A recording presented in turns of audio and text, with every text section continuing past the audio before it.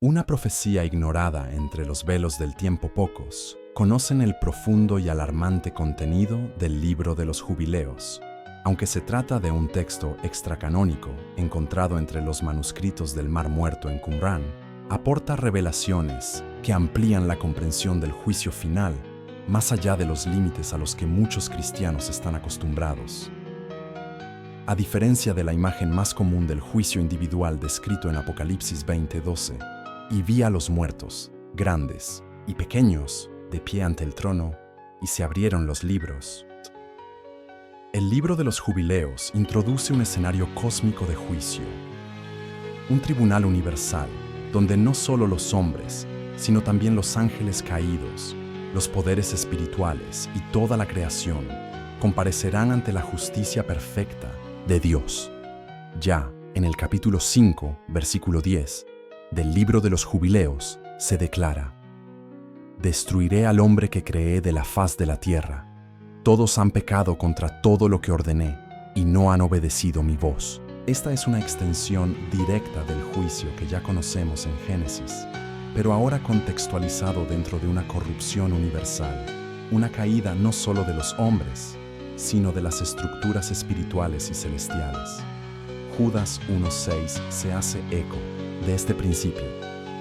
Y a los ángeles que no guardaron su principado, sino que abandonaron su morada, los reservó en prisiones eternas, en tinieblas, para el juicio del gran día. Y en 2 Pedro 2:4, Dios no perdonó a los ángeles que pecaron, sino que, arrojándolos en el infierno, los entregó a cadenas de oscuridad, quedando reservados para el juicio. ¿Qué estamos viendo? Una alineación aterradora entre libros considerados apócrifos y la revelación bíblica canónica. El juicio de Dios no es un evento simbólico, sino una realidad inminente y abarcadora, ante la cual nadie podrá escapar, ni siquiera los seres espirituales más elevados de la creación. El Salmo 82 también revela una perspectiva celestial del juicio. El salmista declara: «Dios está en la congregación de los poderosos, juzga en medio de los dioses». Salmos 82:1. Este misterioso texto revela que hay un consejo celestial y que incluso estos dioses, interpretados como príncipes espirituales o autoridades celestiales, serán juzgados. La Biblia es clara al afirmar que el juicio será universal. En Romanos 14:10-12 está escrito: «Todos compareceremos ante el tribunal de Dios. Cada uno de nosotros dará cuenta de sí mismo a Dios». Y en Hebreos 9:27, está establecido que los hombres mueran una sola vez, y después de esto viene el juicio. ¿Por qué es necesario el juicio? Porque la justicia de Dios exige que se hagan cuentas. El trono blanco del Apocalipsis no es solo un símbolo de poder, sino el punto final de la historia humana y espiritual. Es allí donde se abrirán los libros, los registros, las obras, los secretos, y allí también se consultará el libro de la vida. Jesús, el juez justo, dijo en Juan 5:22, «El Padre no juzga a nadie, sino que ha entregado todo juicio al Hijo. Él es a la vez el Cordero que fue sacrificado y el León que juzgará a las naciones. Su cruz es una oferta de perdón, su trono, la ejecución de la justicia». Noé predicó durante 120 años mientras construía el arca. Su mensaje era de arrepentimiento y salvación. El pueblo se burlaba, ignoraba las señales, hasta que llegó el diluvio y se llevó a todos. Jesús comparó su regreso con los días de Noé. Como fue en los días de Noé, así será también la venida del Hijo del Hombre. Mateo 24:37. Sodoma y Gomorra fueron consumidas por el juicio divino, pero antes de la destrucción, Dios reveló su plan a Abraham, y Abraham intercedió.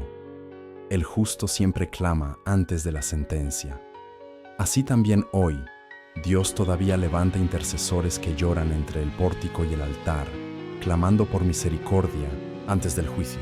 El profeta Daniel tuvo una visión que se hace eco del Apocalipsis. En Daniel 7:9-10 dice: «Me senté, y se pusieron tronos, y se sentó un anciano de días, Se estableció el juicio y se abrieron los libros. El mismo escenario es retomado por Juan en la isla de Patmos, siglos más tarde. Isaías también vio la gloria y el juicio del Señor. En Isaías 6 declara: «Ay de mí, estoy perdido, porque soy un hombre de labios impuros». Al tener una visión del trono, su primera reacción fue el arrepentimiento. El juicio comienza con la conciencia, y la conciencia nace en la presencia de Dios.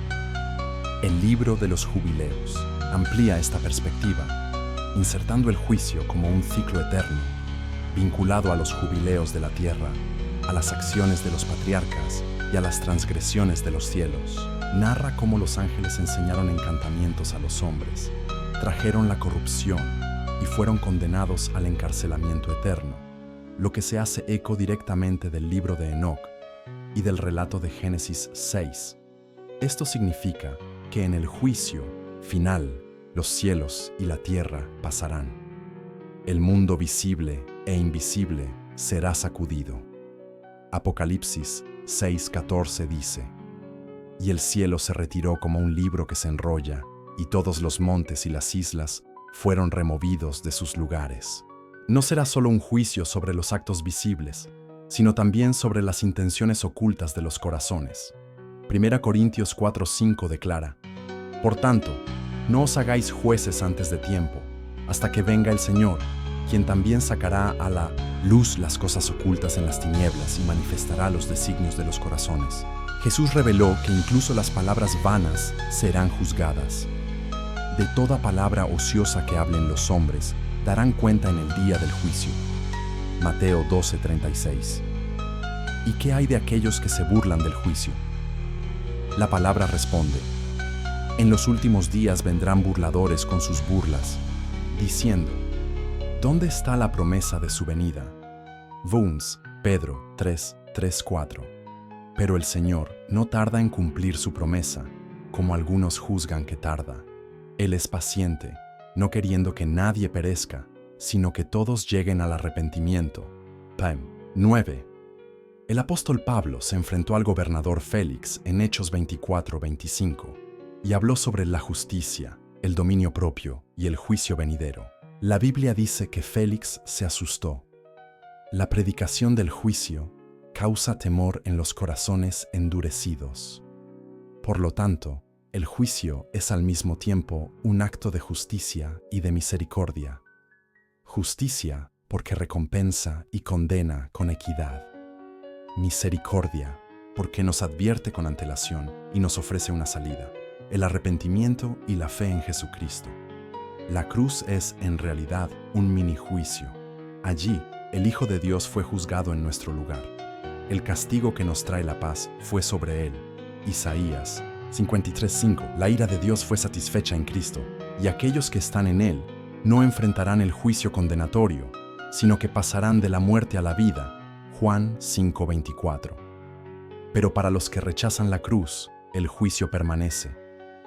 Apocalipsis 20:15 declara: «Y el que no fue hallado escrito en el libro de la vida fue lanzado al lago de fuego». Esto no es una metáfora, sino una advertencia. Es hora de despertar, de limpiar las vestiduras, de alinear el corazón. El juicio no es una amenaza, es una certeza. Vivamos hoy como si ya estuviéramos ante el trono. Hagamos hoy lo que no podremos hacer después del juicio: arrepentirnos, perdonar, clamar, evangelizar, amar. El mismo Jesús contó la parábola del trigo y la cizaña. Ambos crecen juntos, pero al final los ángeles cosecharán, separarán y la cizaña será arrojada al fuego. Llegará el tiempo de la cosecha y será el tiempo del juicio. Y cuando llegue ese día, que llegará, que seamos hallados irreprensibles, que nuestros nombres estén escritos en el libro de la vida, que la voz del juez nos diga: «Venid, benditos de mi Padre, heredad del reino preparado para vosotros desde la fundación del mundo». Mateo 25:34. Porque, en efecto, Dios traerá a juicio toda obra y todo lo que está encubierto, sea bueno o malo.